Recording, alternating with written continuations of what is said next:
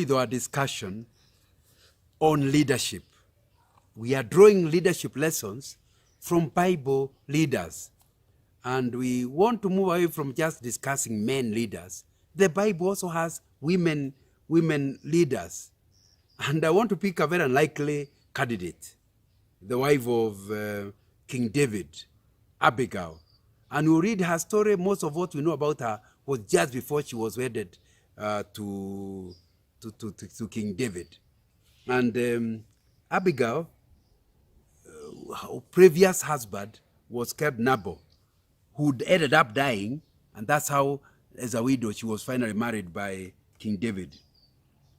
This woman is described as intelligent, number one, beautiful, which means beauty and brains can go together. That's what her leadership involved. But the husband, Nabal, was described as rich, but equally mean and surly in his dealings with others. What a match. No, Abigail's name means father rejoices. But in his husband Nabal means fool. Her name is fool. That's the message of 1 Samuel chapter 25. Her message is fool. That's the leader we are talking about. You know, to imagine, and many men may imagine, that you can't make a woman a leader because she's a weaker. Let's come out clear. Abigail teaches us that women may be weaker in strength. That's why we don't mix them in competitions, athletic competition. Men run alone, women run alone. You don't allow women to box men. That's agreed. On the question of brains, there is absolutely nothing from research or from the Bible that implies that a man will be wiser. And at least for Mr. and Mrs. Nabal, it was clear who was the clever person out of it. You see, 1 Samuel chapter 25 says, chapter 25 verse 32 says, David said to Abigail, "Praise be to the Lord, the God of Israel, who has sent you today to meet me. May you be blessed for your good judgment and for keeping me from bloodshed this day and from avenging myself with my own hands." In other words, David, the bright young man, recognized right the first time they met with this girl, this was somebody even cleverer than me. I was going to act foolishly. This woman is the one who has helped me. Abigail's intelligence and discernment saved her family first and the reputation of David. You know, Abigail is in the same level with Deborah and Priscilla, to mention just a few of the women we read in the Bible, who are wise women, and the Bible talks of them as intellectual, spiritual capacity being very high, and they brought guidance and comfort to many people. The reality is that we all have the Spirit of Christ, whether we are men or women, and we all may be bright, whether men or women, and God can use either of us, except on the issue of physical strength. So the lesson we want to draw out of this is for all of us who are leaders to understand leadership is not a male-female issue. When you are dealing with a woman, please recognize the possibility she may be wiser than you. I'm thinking of you as a husband and a leader.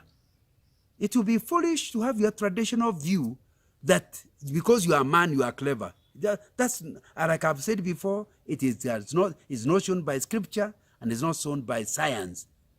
Your wife could be brighter than you. Number two, so you can't do it at home. At work, as you are giving people promotions, do not look at whether it's a man or a woman. Look at what is their spiritual temperature? What is their intellectual capacity? Because Abigail teaches us that you can be wiser than the king, like King David. And obviously she was much wiser than actually her husband. So I think there is a lot of, especially in Africa, there's a lot of productivity that is wasted because of that not recognizing the role of women in society. However, I do admit that the Bible talking about the home gives the husband as the leader of the home. But to be a leader does not mean to be the brightest. It means to be the chairman of the meeting, the family meeting. And therefore, you can have You can be the leader and your wife is very, very much wiser than you. But as a leader, you recognize that gift. You also have your own gifts, which you bring together at the table for the family to progress. Now, so when you understand that, then you can remain the husband to this bright woman, allow her to use her gifts of intellectual capacity wisely, and the whole family will be the better. But some men who feel threatened by women who are wiser than them will limit the progress of their family, the progress of their company, the progress of their organization to only their intellectual capacity.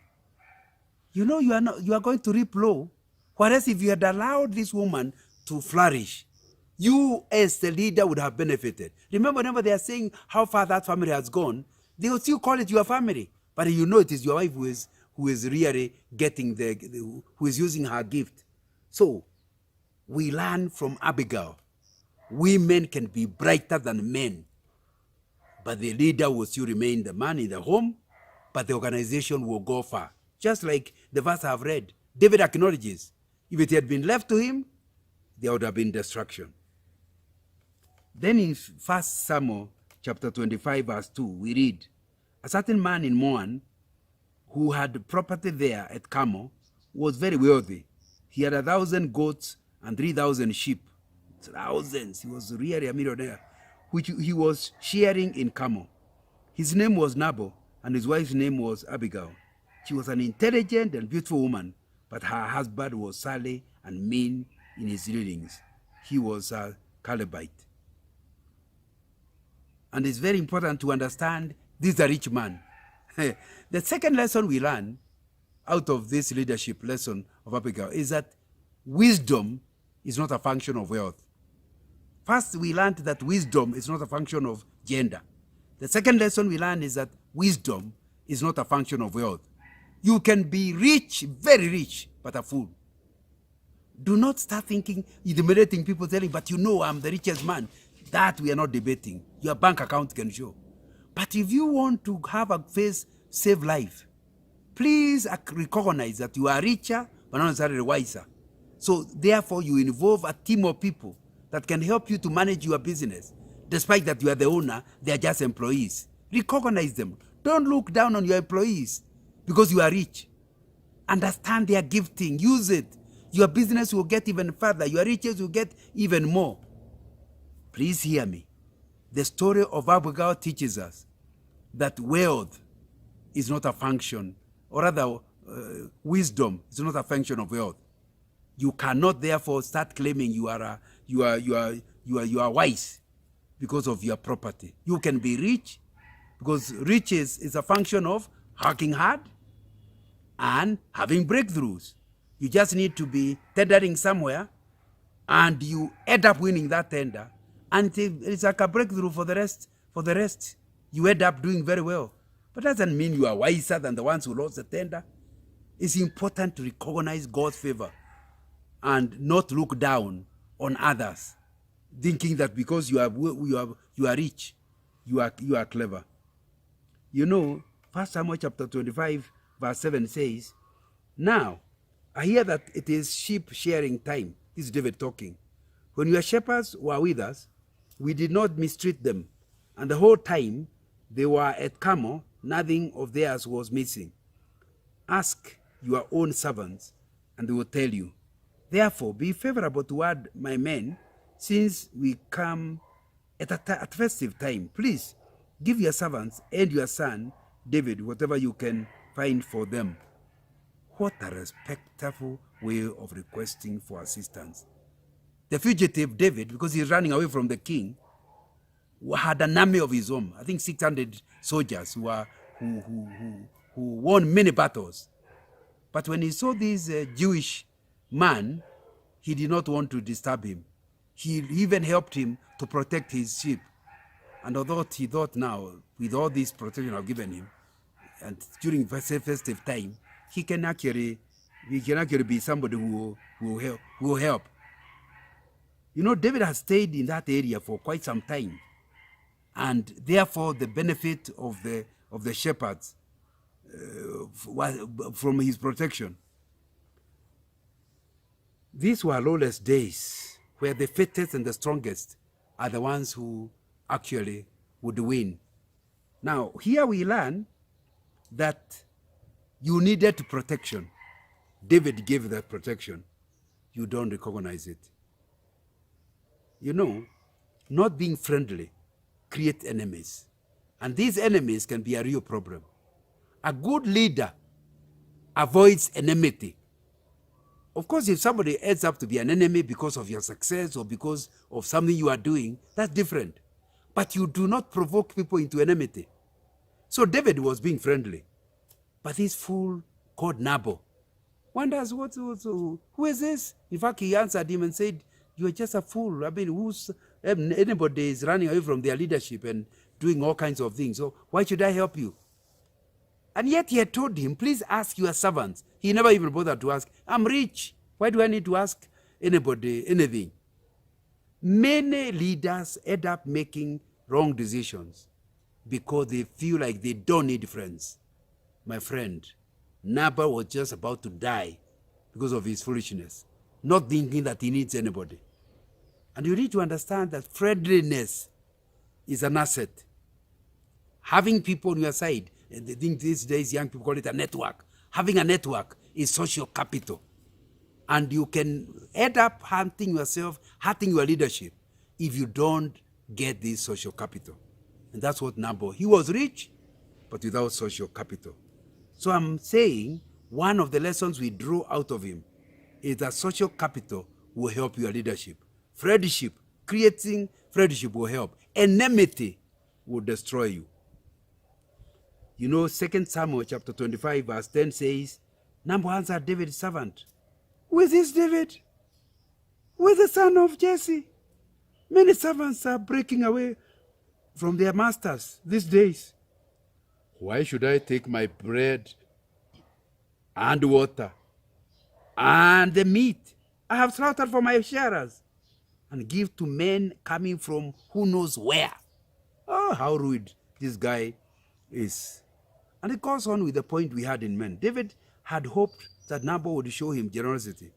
Unfortunately, Nabal was too dark and arrogant to recognize David's good deeds. When David politely asked Nabal for some provision for his men, Nabal returned his request with an insult and sent the men away with no food. David's fury arose and decided to take revenge against Nabal. You know, politeness should never be rewarded with rudeness. So when you see somebody who is helpless, useless, like you say him, a man coming from I don't know where, and he's polite to you, don't be rude to them. It turns out that David, with his army, had enough to kill and finish Nabal. But you know, he looked down on him, his age, his poverty, his running away from King Saul. He looked down. Again, we are emphasizing that point as a leader. Do not determine who you can get help from, because you need to know you could get your help from anywhere. Like I'm calling it social capital, you need to understand politeness. Never, ever repay politeness with rudeness, because that way you are drawing away from your social capital. And it's important to understand that this Abigail story teaches us that Abigail knew the value of social capital and ended up benefiting from it. And I think that will be something very important. In 2 Samuel chapter 25, verse 12, David's men turned around and went back. They have been insulted. So what do? They turn back. When they arrived, they reported every word to David. David said to these men, "Each of you strap on your sword." So they did. And David strapped on his own as well. About 400 men went up with David, while 200 stayed with supplies. Like I told you, it's an army of 600. So he still left 200 to guard where they were staying, 400 to go and deal with this man. Of course, he has no army like that. He's finished. He's dead meat. All because of treating politeness with rudeness. You know, but now let's turn around. The thing that Abigail helped David on. He acts out of anger. Of course, he has been insulted. Anger can never lead you to, anger can lead you to destruction. This is lack of emotional intelligence. Whenever you are provoked and you, out of the provocation, you act on the provocation, remember, anger will not help you to measure your action. So you could be putting yourself in the hands of the enemy. But much like David was told by Abigail, what is worse, you are going to make God unhappy. He says, vengeance is mine, says the Lord. So the thing that you must understand is, as a leader, you should never act out of vengeance. Let me be clear. I'm not suggesting that you should not discipline people. You must discipline them. That's a part of the role of the leader. But disciplining people does not mean you punish them in anger. Maybe even in your family. Your son has done something foolish. It has annoyed you. Why don't you allow your anger to slow down and tell your son, tomorrow, I would like you to explain why you did it. That sleeping over will mean tomorrow morning, your mind is sane. You can listen to him. But when your anger rises, you do something that is foolish. And unfortunately, once it's done, it's done. The same thing with you as a leader in your marriage. Your wife could do something that annoys you. Your husband could do something that annoys you. And you act out of anger. It's not a sign of leadership. My friend, anybody who cannot control his anger will not go places. He will destroy his business. He will destroy his church. Whatever it is you are leading, there will be trouble. And you know something? The word of God is very clear. We are in control of our anger. We don't act like animals out of instinct. Even when you are getting angry, you know you are getting angry. Since you know it's wrong to get angry and that you act badly, control yourself. You can control it by even moving away from the scene of the issue. You can control yourself by taking a cup of water so that you can't even talk because your mouth is full of water. You can control yourself.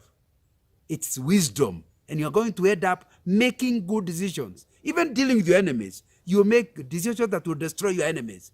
If you are a person that who is not acting out of revenge, who is acting out of wisdom. Anger will lead to the destruction of your family, destruction of your business, destruction of your church, destruction of your fellowship. It's important not to act out of anger. We are not saying you can fail to get angry. It's normal. Sometimes it's provocation. But once anger rises, don't act. Delay the action. Delay the decision. Give yourself time to think. And anger never allows you to accurately think. So I want to ask you a question. How many times have you acted out of anger?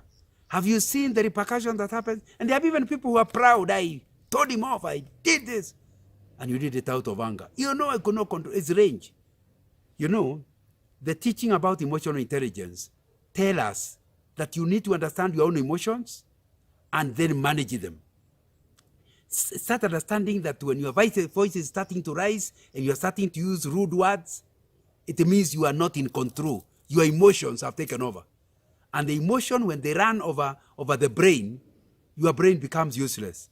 So emotional intelligence means understanding your emotions, understanding why you are saying what you are saying, why you are deciding what you are deciding, and understanding that your emotions are taking over.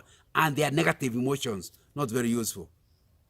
Number 2, emotional intelligence is assessing the emotions of others. Somebody can call you dog, and you smile. Why are you smiling? Because you know he is not the one talking. He has lost his anger. He has lost his temper.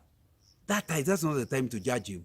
Of course, you are not happy to be called a dog, but you don't act on that basis. Wait until his anger comes down. Don't reply him, because why will you be replying to somebody who can't even hear you? You tell him clearly.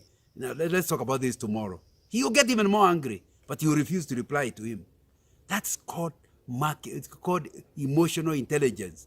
Ability to understand the other person's emotion and manage it. Act on the basis of your understanding of the other person's emotion. There's a time you can be tough, but then there's time you know this guy is not himself. I'm wasting my time. I'm wasting my words. Let's wait until he is cool. The same thing with you. I think it will be important that you understand your own emotions. Can you imagine if people had emotional intelligence, how many companies would thrive? How many families would thrive? Because a lot of the problems in relationships has to do with people acting out of anger, acting. And we are not suggesting that the person provoking you is doing a good thing, but don't give him, but there may be some of them are provoking you deliberately. So why would you give him the joy of you getting provoked? Embarrass him by refusing to be provoked. He will not know how to do with you because he wanted to create a quarrel and you have not agreed to enter the quarrel, so he has difficulty knowing what to do. That's the way to deal with such ruffians. Act with emotional intelligence and you will give the matter time and you will end up making decisions that will help destroy your enemy. I think that will be something that is pretty important. 2 Samuel chapter 25 verse 18 says, Abigail acted quickly. She took 200 loaves of bread, 2 skins of wine, 5 dressed sheep, 5 seahs of roasted grain, 100 cakes of raisins, and 200 cakes of pressed figs, and loaded them on donkeys.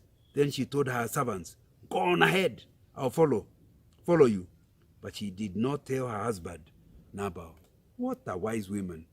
Wisdom knows how to handle the fool and also the revengeful. She had 2 men, both of them with limited understanding. David in anger, her husband in foolishness. And she had wisdom that allowed her to kind of wade through the issue. Now, for example, Nabal is feeling very nice. He's drinking and feeling very nice that he has given David a piece of his mind. Useless men, young people. If you start talking to him at that time, he'll not even listen to you. There's no need of talking to you. So he left her husband without disturbing him. Then he went to David. He knew he had to go move quickly to David in anger before he acted. Wisdom averted a crisis. And it's important to understand some of the people you're dealing with are like Nabal, foolish. Some of the others you'll be dealing with are angry. Your organization can go far when you learn how to handle both of them in such a way, like we were talking about earlier, in such a way that you end up helping to make a decision. This lady was able to talk to Nabal later when he was not drunk, and Nabal was in shock because now he could understand what risk he had taken. But if you go earlier, you go at the wrong time. I think the New Testament calls it throwing pearls to pigs. Giving very precious piece of information to somebody who is not listening is what is called throwing pearls to pigs. Abigail teaches us there are times when you have pearls and you limit their use. I think that will be something that is very, very important. And my prayer is that you understand when you are throwing pearls to the pigs. So wisdom is something that is very, very, very important. Abigail's life is a statement that we all should follow. Wisdom belongs to all of us. James chapter 1 verse 5 says, if you lack wisdom, you ask. God gives anybody. It's not a gender issue. We have seen that. As a woman, you might even find yourself in a position of leadership, not by choice, but simply because the other people around you are not capable of doing whatever. What I'm suggesting is position does not determine wisdom. Please understand clearly. Nabal still remained the husband, the leader of the family. David still remains the captain of his army. Agreed. Poor woman, she has no title, no position. We saw that wisdom is not a gender issue. Number 2, we saw wisdom is not a wealthy issue. Thirdly, we are learning wisdom is not a position issue. So do not think you are wise because you have a senior position to mine. It's important to understand that wisdom is seen from the decisions one makes, not from the title one has. And Abigail acted wisely despite not having a title. There are many people who respect title. Oh, apostle, oh, you bishop, or whatever. And they even will go for advice for people on the basis of their title. Now, obviously, that's not wisdom. You can have a mzee, an old man in the church who has no title, but over time you can tell the kind of decisions and the kind of advice he gives is good. Go to him. You should not look down on your wisdom. God shows you something good, but because you have no title, you start following the unwise advice of somebody because he has a bigger title. It's not right. Once you are an adult, it's important to understand wisdom doesn't have a title. Of course, if you're a child, you need to know you haven't gotten exposure. Once you have adult children, they may be wiser than the father and the mother because wisdom is not a title thing. Why don't you listen to advice without looking at the title of the person? I think that is something that will certainly be very, very, very useful, even as we look into these issues. And Abigail, what a story of a person who is wise, yet without any title of any nature. You know, one of the things that is explained in this wisdom is timing. Listen to 2 Samuel chapter 25, verse 36. When Abigail went to Nabal, he was in the house holding a banquet like that of a king. He was in high spirits and very drunk. So she told him nothing at all until daybreak. Timing. Then in the morning, when Nabal was sober, his wife told him all these things, and his heart failed him, and he became like a stone. Maybe that's what we call heart attack. About 10 days later, the Lord struck Nabal, and he died. Timing, feedback. Don't give feedback at the wrong time. A good leader looks for timing. He will call an employee, and you can see he is disturbed. Maybe there's a problem at home. Don't give him feedback at that time. It will not be very useful. Timing is one of the ways we see the wisdom of Abigail. She knew when to say what, when to give feedback. I want to ask you a question. Have you discovered that many times you get a buy-in from your staff? It's because of timing. You can be telling them about the new project, but you tell them at such a time they are tired and you have just annoyed them with something else. Because of what you are saying, they'll look for a way of sabotaging your progress, sabotaging the direction you have suggested, all because of timing. Abigail teaches us timing matters. And you know, the shock of the news gave Nabal a heart attack. He died 10 days later. On hearing of Nabal's death, David sent Abigail a marriage proposal. Abigail became David's wife. No wonder David went on to become one of the greatest kings of Israel. He had an advisor in a wife. You know, verse 38, 2 Samuel chapter 25, about 10 days later, this guy dies. When David heard that Nabal was dead, he said, "Praise be to the Lord, who has upheld my cause against Nabal for treating me with contempt. He has kept me his servant from doing wrong and has brought Nabal wrongdoing down on his." In other words, don't be vengeful. That's the thing David is mentioning. Don't be revengeful. God will handle your enemies. In fact, he says in Romans chapter 12, "Vengeance is mine, says the Lord." Good leaders are not revengeful. They leave that matter to God. And God still tackles the issues. For them, they can discipline, but they treat people with respect, irrespective of how those people are. That's the story of Abigail. 3 things we learn from which are important. Women can be wise, even if they are not given titles. Number 2, we learn emotional intelligence was her true asset. And with emotional intelligence, she was able to manage an angry captain of an army of 600 and a foolish husband. That was important. And thirdly, feedback has to be timed if you want to buy in from the people. Thank you very much.